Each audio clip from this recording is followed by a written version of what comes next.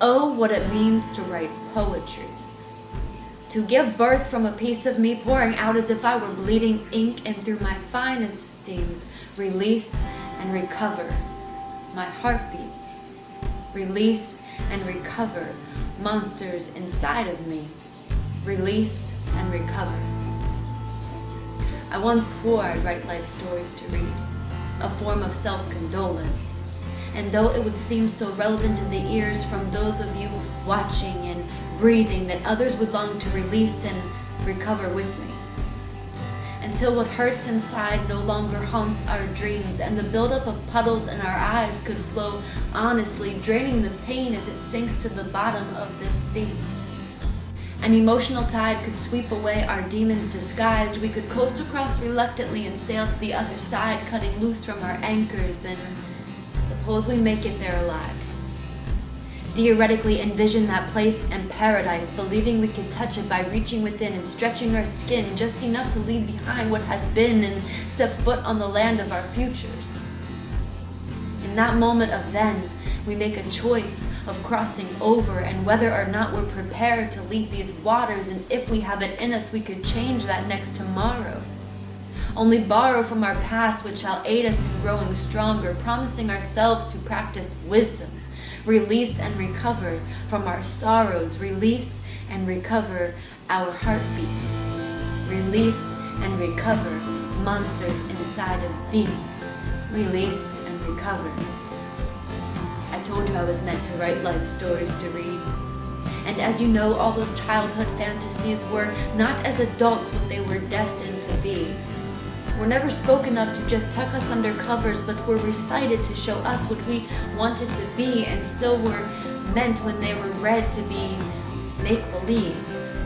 And though I never understood why they were shared in the form of living in a dream, and maybe somehow we were supposed to be wired so young to create our own make-believe, taught early to transform morals into makers of belief, in my adulthood I wanted to just make us believe.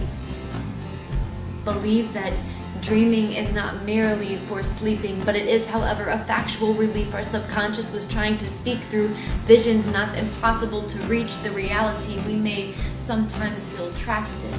But we are not just dead cells dusted off from imagination, locked into a void as we're struggling to want to wake up.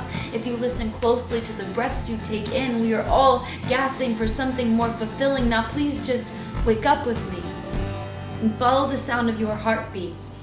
Navigate your ships away from war zones and gasoline leaks. Hoist your sails to catch the wind and make it to your paradise dream. Release and recover with me. Release and wake up with me. Release and recover. Goodbye, monsters inside of our seas.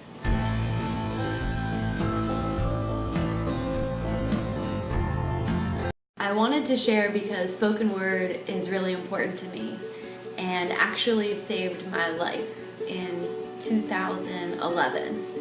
And if it weren't for poetry and sharing and spoken word and listening to others sharing, I don't think I would have made it here today.